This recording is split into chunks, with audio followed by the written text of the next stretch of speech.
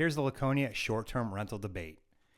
If you're a property owner in Laconia or you're thinking about buying here, Monday night's city council meeting is something you probably need to know about. The biggest topic discussed was short-term rentals, and depending on who you ask, they're either an important source of income for property owners or something that's starting to change the character of our neighborhoods. So let's break down what actually happened. Here's what the council discussed. During the meeting, council members talked about how short-term rentals are currently being regulated here in Laconia and whether those rules are actually working. One point that came up during the discussion was how much of our city is currently eligible for short-term rentals. At one point, it was even mentioned that as much as 80% of properties in the city may be allowed to operate as short-term rentals under current zoning rules. This raised concerns from some residents who feel that too many short-term rentals could start to impact neighborhood stability and safety. Others pushed back and said short-term rentals provide an important income stream for property owners and help to support tourism here in the Lakes region.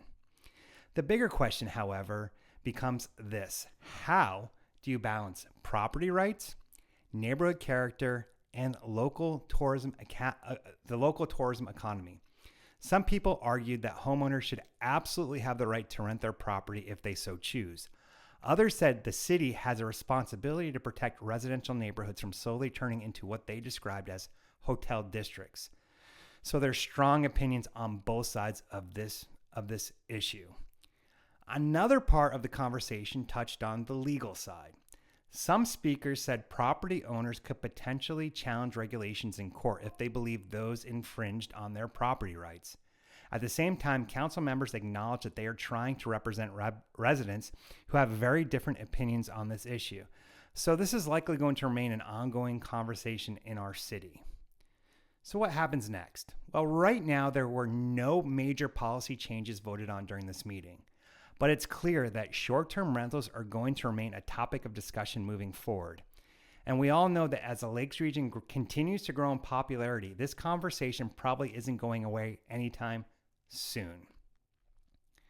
By the way, I actually pulled together a full transcript of the meeting. So if you'd like to read exactly what was said during the discussion, send me a message and I'd be happy to share it with you. Here's the thing.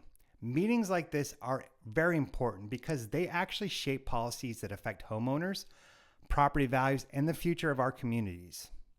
I'm Mike Gagnon with the Dow Group, and if you're making a move around the lake this year, let's make sure it's a smart one.